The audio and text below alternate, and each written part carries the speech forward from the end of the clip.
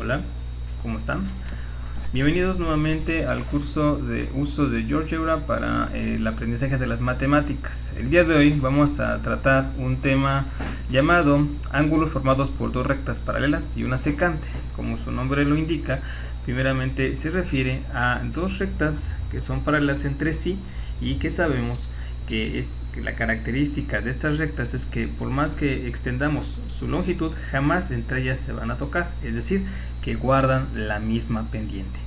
Y una recta secante es aquella que corta en algún punto a las rectas. Por lo tanto, al formar este tipo de construcción, nos da como resultado 8 ángulos, los cuales reciben nombres especiales dado la posición que guardan respecto a otros ángulos. La primera clasificación que encontramos son los ángulos alternos externos.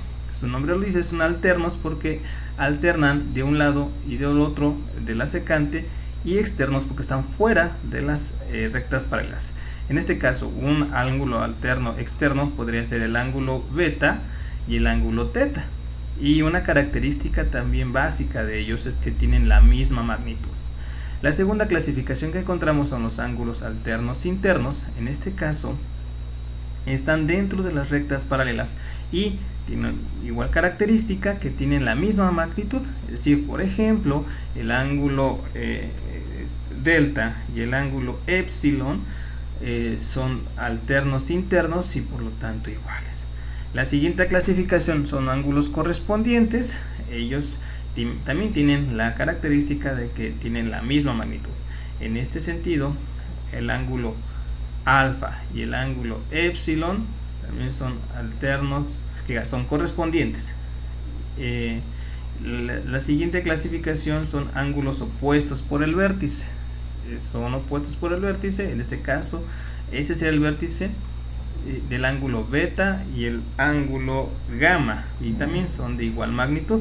Finalmente, el último que vamos a ver son ángulos adyacentes. Una característica de ellos es que la suma de ambos nos tiene que dar 180 grados. Por ejemplo, el valor de epsilon y el valor de zeta.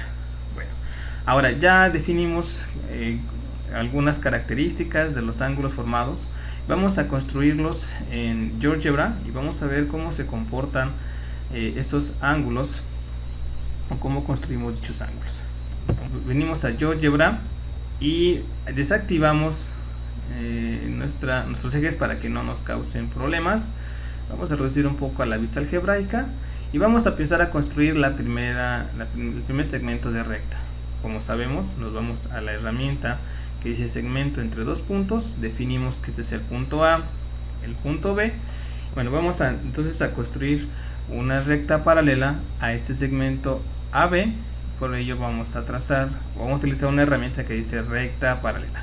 ¿De acuerdo? Entonces desplegamos este cuadro de diálogo. Nos dice que quiero construir. Le digo que una recta paralela. Nos dice recta y punto y recta paralela. Entonces digo que quiero una recta paralela a este segmento AB y que lo quiero en este punto. ¿De acuerdo? Ahora, si observan, esta recta C con respecto a este segmento AB son paralelos, pero no quiero esta recta, quiero que me construya una idéntica a la que tengo acá arriba. Para eso vamos a utilizar una herramienta que dice refleja objeto en recta.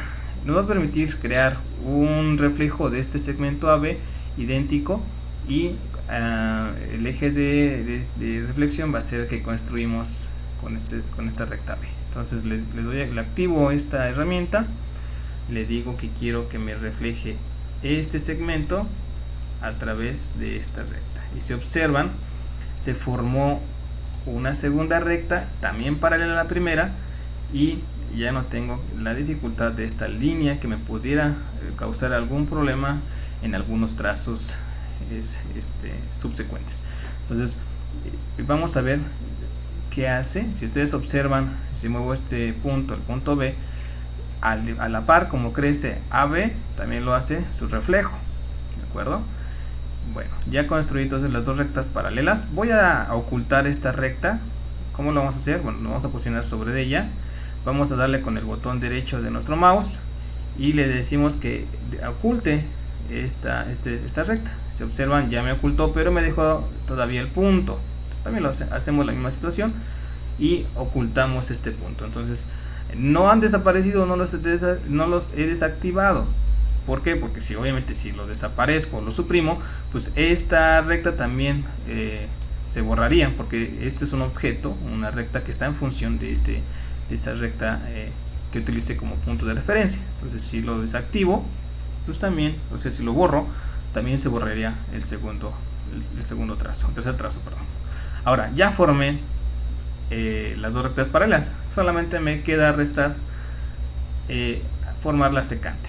En este caso, si podemos observar, ya tengo la secante de E, que precisamente me permite formar los 8 ángulos que yo vi en la explicación anterior. Ahora vamos a saber o determinar la magnitud de estos ángulos. Para esto necesito un vértice, definir el vértice. Vamos a utilizar una herramienta que se llama intersección de dos objetos, ¿sale? Entonces yo quiero que me muestre la intersección entre la recta ADE y AB. Entonces activo esta herramienta y le doy en este punto, y si ustedes observan, ya me colocó un punto en el cual se intersecan las rectas. Voy a repetir el paso para las rectas de abajo. Activo la herramienta y me coloco en ese punto donde sé que está la intersección, y observo que efectivamente nos coloca el punto de intersección y también lo define, el punto F y el punto G. Entonces vamos a ocultar este punto F, bueno, el nombre, para que no nos cause algún problema a la hora de definir la magnitud de los ángulos formados. Entonces me coloco sobre él, le doy botón derecho del mouse, le digo ahora que oculte el rótulo, y si observan ya no aparece la letra. Igual, luego con el punto de intersección de abajo, me coloco sobre la letra, le doy botón derecho del mouse, le digo muestra el rótulo, lo desactivo, y como observan ya no está el rótulo del punto G. ¿De acuerdo? Ahora vamos a definir la magnitud de estos ángulos. Para ello ya hemos aprendido cómo puedo yo definir la magnitud. Me voy a la herramienta de ángulo, le digo que quiero un ángulo de estas características, que son 3 puntos o 2 rectas. Vamos a definir por 3 puntos. Aquí es muy importante cuál es el lado inicial y cuál es el lado final de nuestro ángulo que queremos saber. En este caso yo quiero saber la magnitud del ángulo que se forma con estas rectas. Entonces le digo que este sea el punto inicial, que este sea el vértice y que este sea el lado terminal. Y si observan, me da su magnitud, que son 52.35 grados.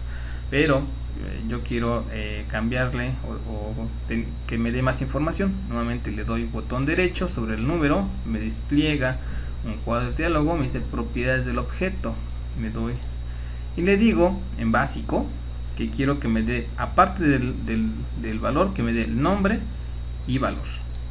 Y si observan, ya que lo active, le digo cierra, y me da el nombre, que es el ángulo alfa, y cuya magnitud es de 52.35 grados. ¿Vale?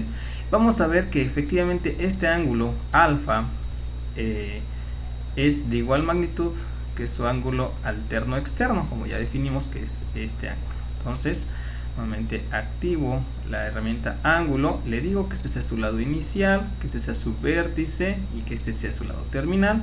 Y si observan, me da nuevamente la magnitud, pero sin el nombre. Entonces le digo que quiero que me nombres, aparte de darme su magnitud, quiero que también me des su valor. Entonces le digo nombre y valor, y ya me da su valor.